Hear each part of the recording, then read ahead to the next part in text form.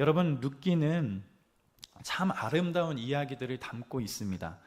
어쩌면 룻기에 나오는 룻과 보아스라고 하는 사람들의 아름다운 만남의 스토리를 생각한다면 때로는 연애 스토리, 연애 소설과 같은 그런 느낌을 받을 때도 있습니다.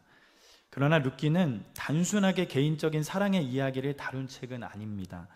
여러분, 룻기는 어떻게 마치게 되지요? 룻기서 4장 끝절에 가면 누구의 이야기가 나옵니까? 누구로 마치게 되죠? 바로 다윗이라는 사람, 이 다윗까지의 족보로 마무리가 되는 것을 알 수 있습니다. 여러분, 다윗이 왜 언급되었을까요? 다윗이 나온다는 것은 다윗 계보에서 누가 나오죠? 나중에 예수 그리스도가 나오게 되시죠. 그렇기에 우리가 생각하기보다 룻기라는 이 서신을, 이 성경을 볼 때 어쩌면 조금 더 깊은 이야기를 다룬 책인 것을 알 수 있게 됩니다. 룻기는 이스라엘 민족에게 오축이라고 불리는 낭송시입니다. 이스라엘 백성들은 매년 오순절에 이 노래를 불렀습니다. 그들은 룻기를 노래하면서 하나님의 크신 은혜를 찬양하고 뿐만 아니라 넘치는 하나님의 사랑, 즉 헤세드라고 불리는 이 하나님의 사랑, 헤세드에 대한 감격의 고백을 하였습니다. 그러기에 룻기는 한 가정에 대한 이야기를 넘어서 이스라엘과 더불어 하나님 나라의 모든 백성들이 고백해야 하는 진리를 담고 있다는 것을 알 수 있게 됩니다. 여러분, 퀴즈를 하나 낼까요? 여러분, 룻기의 주인공은 누구일까요? 썰렁. 룻기의 주인공은 누구죠? 아마 이렇게 질문을 한다면 룻기는 아닐 거다, 룻은 아닐 거다, 이런 생각을 좀 하겠죠. 아마도 대부분 사람들은 룻기의 주인공을 룻이라고 생각할 것입니다. 그런데 그것은 아닙니다.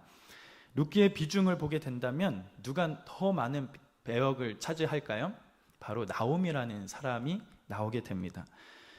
나오미와 보아스에 대한 이야기가 많은 비중을 차지하게 되는 것을 알 수 있죠. 왜냐하면 이 나오미의 텅 빈 것으로 시작되어 나오미의 가득 찬 것으로 끝이 나기 때문에 어쩌면 나오미가 중요한 부분을 차지한다는 것을 알 수 있게 됩니다. 우리가 앞으로 살펴보겠지만 이 나오미의 인생은 모든 것을 다 잃어버렸습니다. 거기서부터 룻기가 시작을 하지요. 텅 빈 인생으로부터 출발을 합니다. 그래서 자신의 삶을 스스로 마라라고 부르면서 고통과 소망이 없는 과부의 삶이다라고 고백할 정도입니다. 그런데 그것을 누가 채우지요? 바로 보아스라는 사람이 채우게 됩니다. 이 모든 과정에 바로 하나님의 헤세드, 하나님의 인애와 사랑에 대한 메시지가 가득 담겨 있다는 것이죠. 우리는 룻기를 보면서 이와 같이 하나님의 헤세드, 하나님께서 그의 택하신 백성들을 얼마나 사랑하시는지, 하나님의 은혜가 얼마나 풍성한지 볼 수 있는 그런 시간들이 될 것입니다. 기대가 되시죠?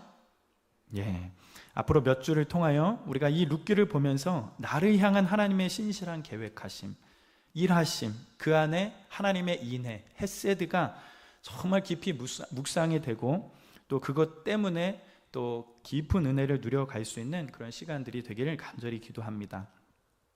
오늘은 저희가 읽은 본문 룻기 1장 1절부터 6절까지의 내용을 한번 살펴보겠습니다. 즉 이 본문은 어쩌면 룻기의 서론에 해당하는 본문임과 동시에 여러 배경들을 알 수 있는 본문이기도 합니다.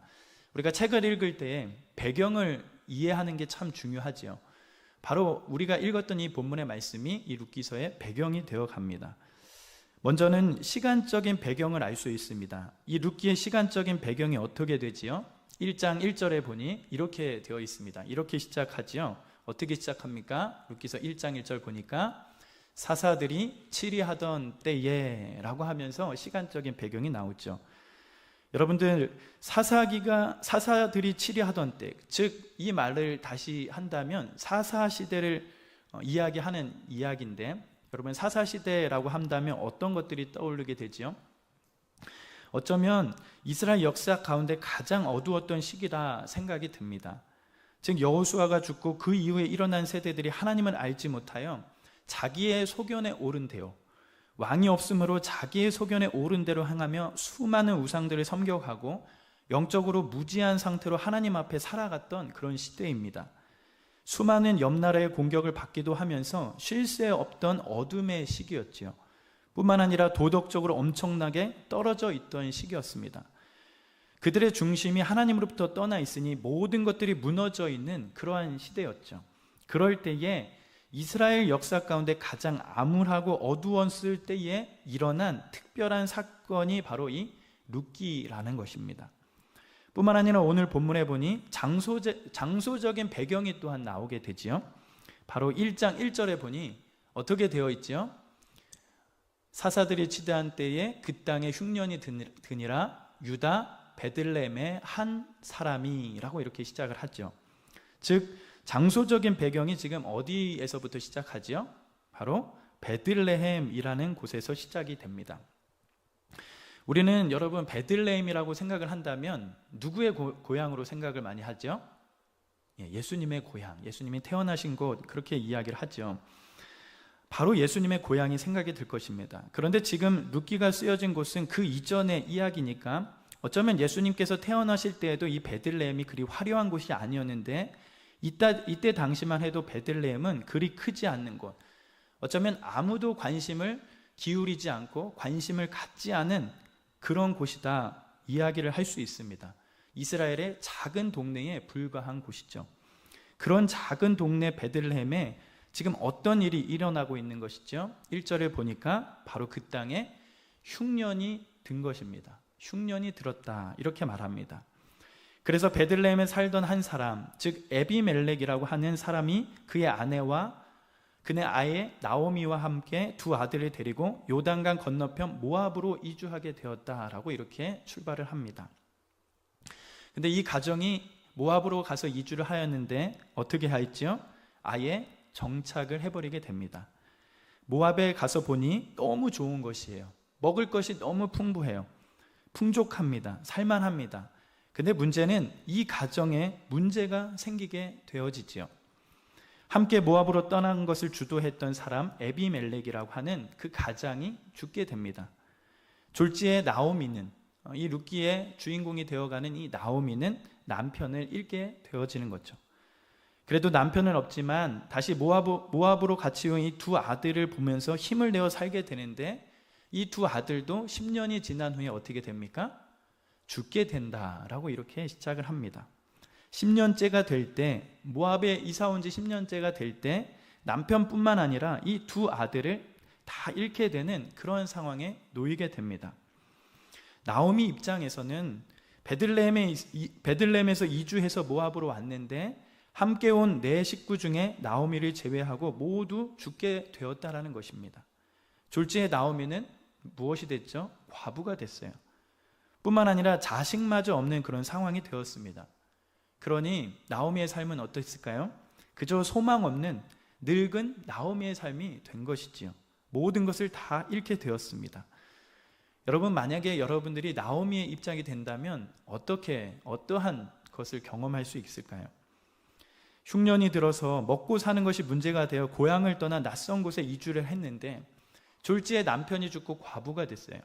뿐만 아니라 남편을 죽고 소망을 두었던 그 두 아들도 다 잃고 재산도 마음도 모든 것들이 다 텅 비어 있게 된 것이죠.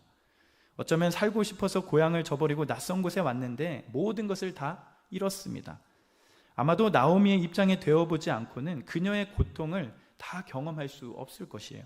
모든 것을 다 잃고 텅 빈 한 사람의 인생이 얼마나 고통스러울지 우리는 전혀 감을 잡을 수 없는 것이죠.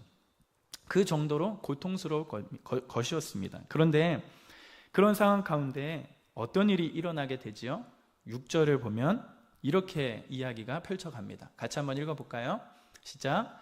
그 여인이 모압 지방에서 여호와께서 자기 백성을 돌보시사 그들에게 양식을 주셨다 함을 듣고 이에 두 며느리와 함께 일어나 모압 지방에서 돌아오려 하여.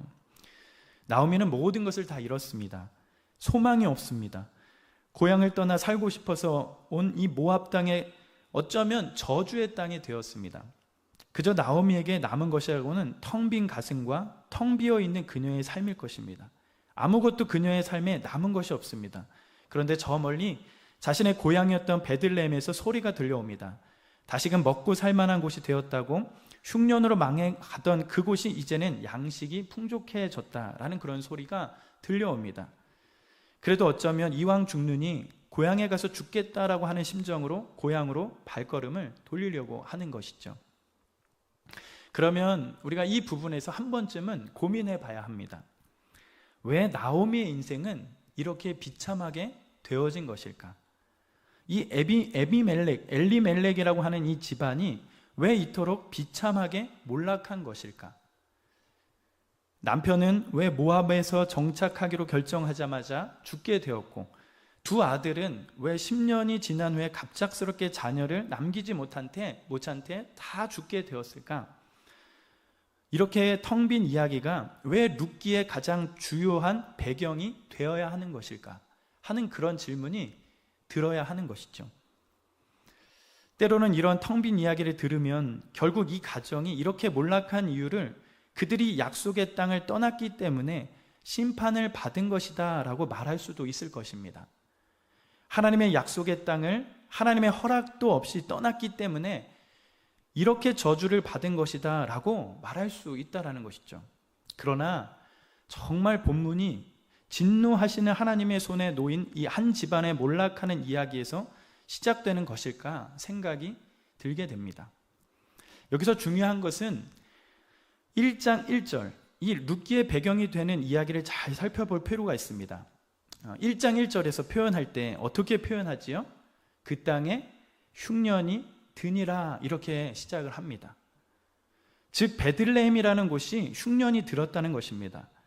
여기서 흉년은 히브리 원어를 보면 이 단어의 뜻은 배고픔, 굶주림, 결핍의 단어를 사용하면서 어쩌면 광범위한 부족을 의미하는 단어를 사용하고 있습니다.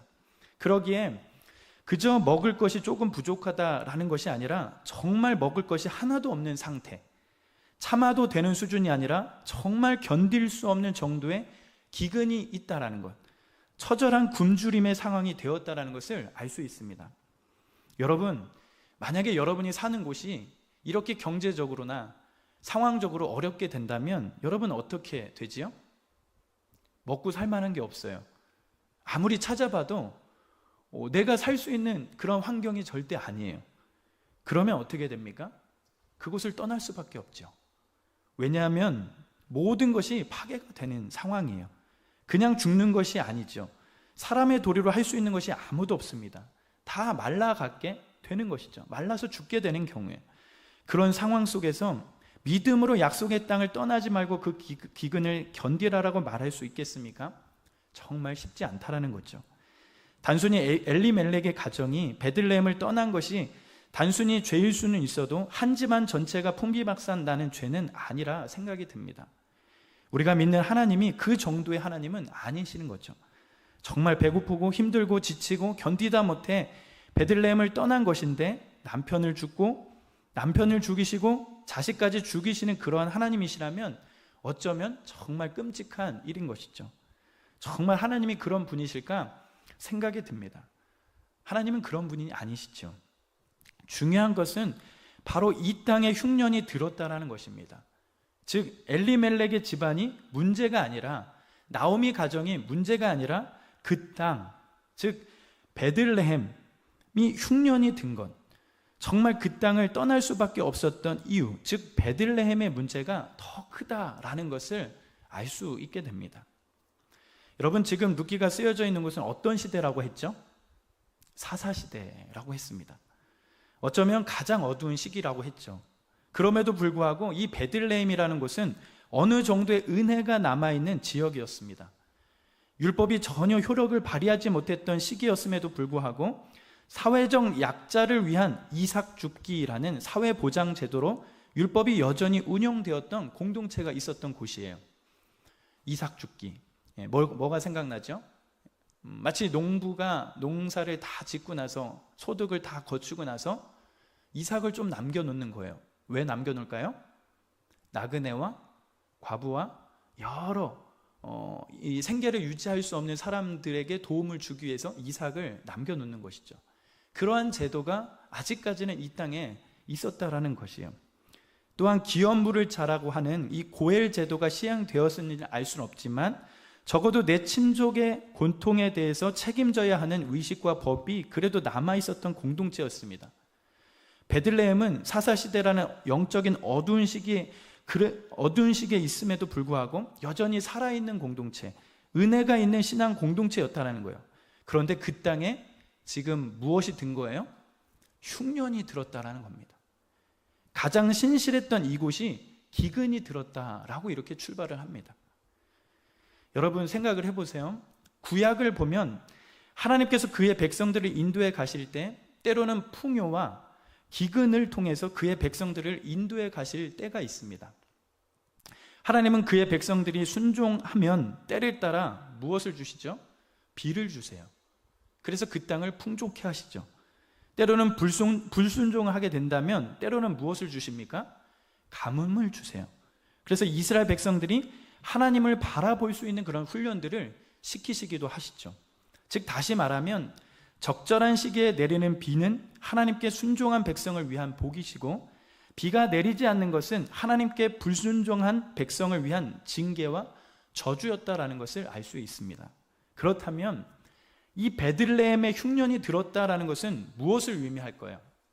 베들레헴의 흉년이 들었다. 쉽게 말하면 이 베들레헴이 하나님께 징계를 받고 있다라는 의미입니다.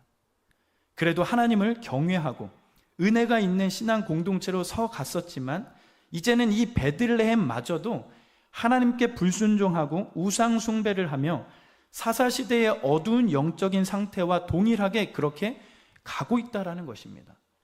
그러기에 이러한 불순종으로 하나님의 진노 손아래 들어갔다는 것을 알 수 있게 되는 것이죠. 사랑하는 여러분, 베들레헴이라고 하는 곳의 이름의 뜻이 무엇일까요? 베들레헴. 혹시 아시는 분 있습니까?